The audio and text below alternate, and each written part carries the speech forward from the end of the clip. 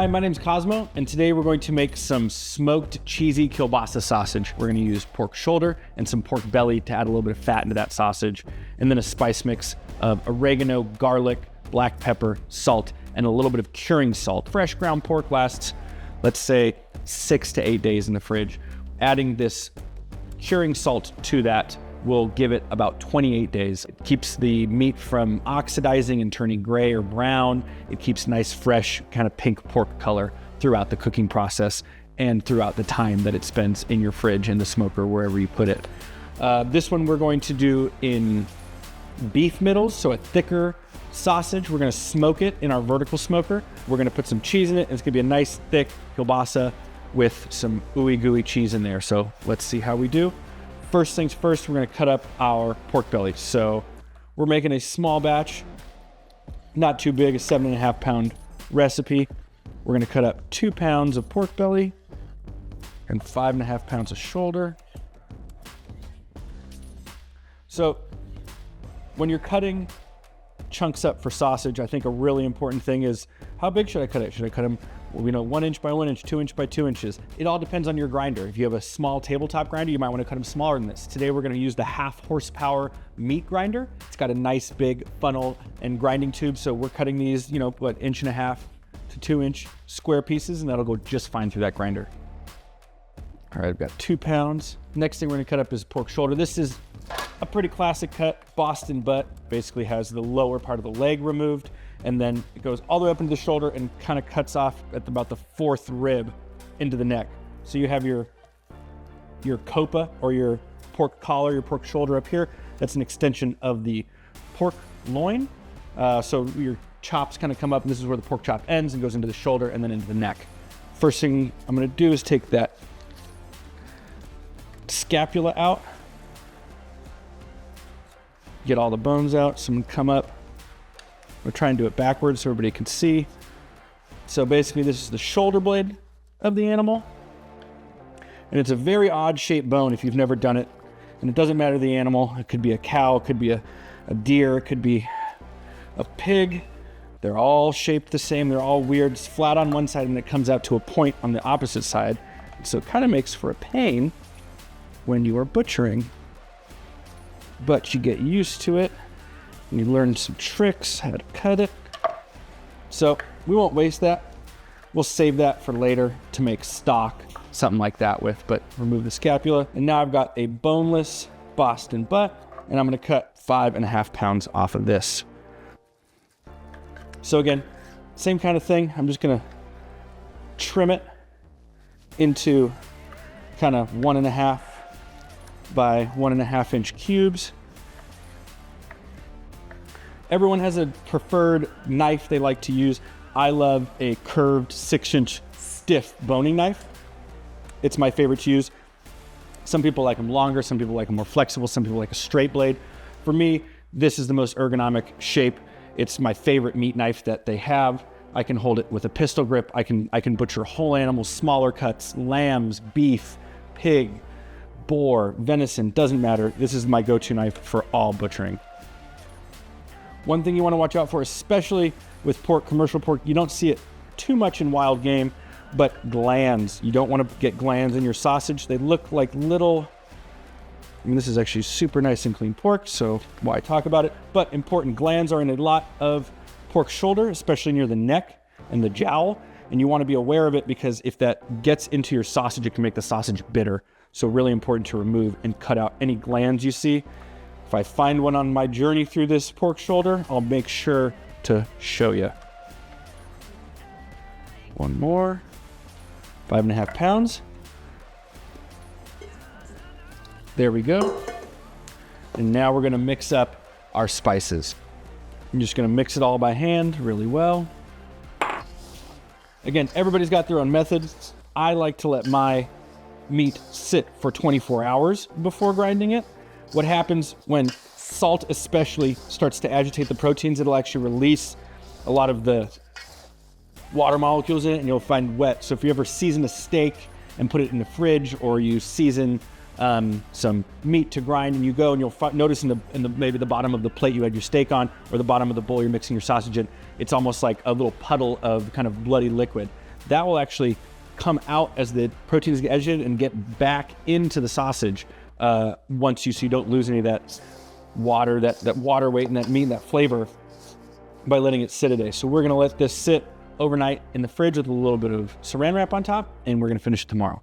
All right, so we've let our kielbasa sausage marinate overnight, and now we're gonna grind it. We're gonna use our 1/2 horsepower meat grinder with the 5/16 plate, a bit of a finer grind on the kielbasa, and we're gonna use this to mix and paddle the sausage, get it nice and tight and bound, and we'll add some smoked Gouda to it. Then we're gonna stuff it in beef middles so that we get a nice thick kind of summer sausage shape, and we're gonna smoke it in our vertical smoker. But now we'll get the grinding done. Would you look at that kitten purr, huh? So earlier I cut the chunks about 1.5 inch square. They fit great in this grinder. It's nice wide opening. You don't really need it, but if you cut them a little big or just to get some extra pressure, you can use the plunger as well to kind of get that moving down into the auger and get it toward the blade to start cutting. All right, so we've got our 7.5 pounds of sausage that we marinated yesterday, ground today, getting it into our mixer. And we're gonna add a little over 1 pound of cheese to it. It's gonna be a really rich, creamy, smoky sausage, and we will get mixing. So the key to using the mixer is you want to get a nice tight bound sausage, a nice bouncy sausage. If you ever buy a sausage somewhere and you put it on the grill and it leaks or it spits fat and it gets very crumbly, it's because they haven't mixed it correctly. They mixed it too much, they undermixed it, something like that. And it's really, really important you get that mix right so you have a nice bouncy texture of your sausage. A little bit of ice water, and then we're just gonna whip that sausage till it's tacky. I always say if you stick some to the kind of palm of your hand, if you can lift it up and it stays stuck to the hand upside down, you should be good to go. So we'll get it mixing. Some people will even go as far as to put it into a stand mixer and whip it. All right, so we've got a nice tacky sausage. You can see it kind of all sticks together, and like I said, you can kind of form a ball, pop it on the palm of your hand, and it sticks. Doesn't fall. Nice and tacky. Create enough myosin. Now we're ready to stuff. So we've got our ground mixed kielbasa. We've got some beef middles that have been soaking in water. They come in a saline solution or packed in salt, so it's really important that think ahead, even a day in advance, soaking whether they're hog casings, beef casings, lamb casings. If they're natural, get them soaking in just nice room temp water the day before and throw them in the fridge. It'll make everything a lot easier the next day. Butcher's twine, knife to cut, and then we've got our 5 pound hand crank meat stuffer here. So it comes out really easy. Get everything rigged up before you press anything into it. So get your tube, fit it on, and then we'll just pack as much meat as we can in here and stuff. It might take 2 rounds to do this. It's a 5 pound stuffer. We got about 7.5 pounds of meat, so it might take 2 rounds. Push it as tight as you can. You want to get as little air pockets as possible when stuffing the stuffer.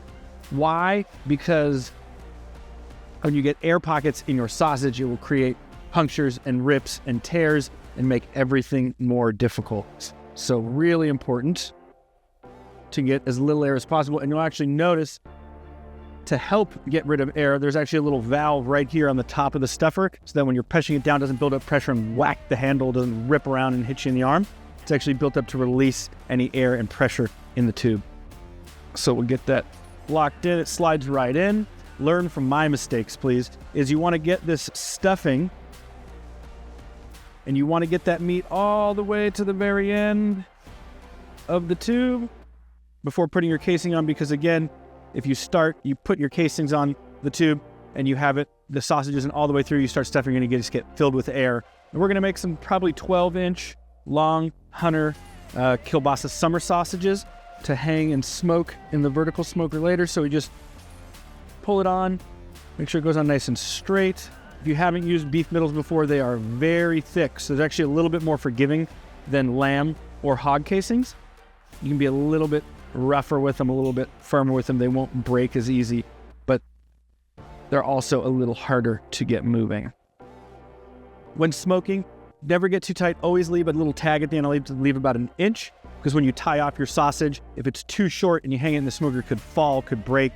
The knot could not be quite as tight, and it could slip all the way through, and all of a sudden you open your smoker, the sausages have fallen to the bottom of the ground, and it's really frustrating.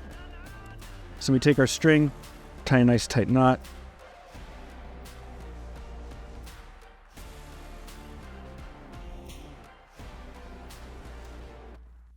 Clean it up. So I'm holding it like this, right? And I'm creating pressure with my thumb and my index finger on the casing. And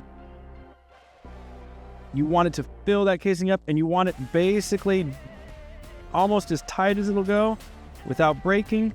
And you're creating pressure with your fingers to make sure it doesn't go too fast, go too slow. So we'll finish tying these at the end. All right, so we've got our stuffed kielbasa. Now we're just gonna tie some loops, finish them off, and then we'll hang them in the smoker. So again, that same leverage you created against the stuffing tube, you wanna do that again at the top of the sausage. You want these to be tight. Give it a little twist.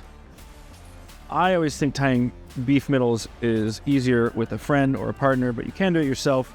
Just is a little bit tighter. So I just do a double hitching there. And then again, we're hanging it in the smoker. So what I do, I cut 2 pieces, put them together, tie just a simple knot, and they're ready to hang in the smoker. So we've let our kielbasa sit in the fridge overnight to get nice and dry. Any excess moisture from the casing sitting in water, all that's gone. They're nice and dry and ready for the smoker. We set our vertical mammoth smoker to 225 degrees. We got that rolling. We're gonna go set these in, probably be about 2 hours in the smoker till they're done, and then we'll taste them.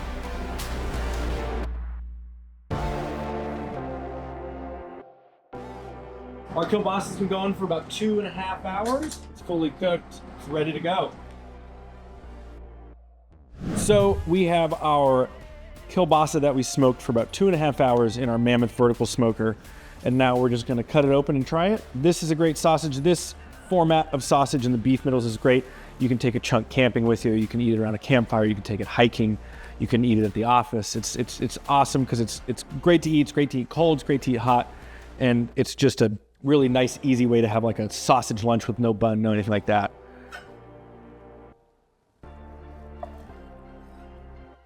So we've got some smoked Gouda in there. You can see it's starting to ooze out. Cut little pucks like that. It's a great shot of the cheese. Nice and juicy, fully cooked. So the awesome thing about that smoker is the quality of the smoke that you get. It's a nice dry smoke. It doesn't come out oily or greasy or watery, and you get a great snap on the sausage, whether it's in the beef middle or the hog casing. It just texturally comes out awesome.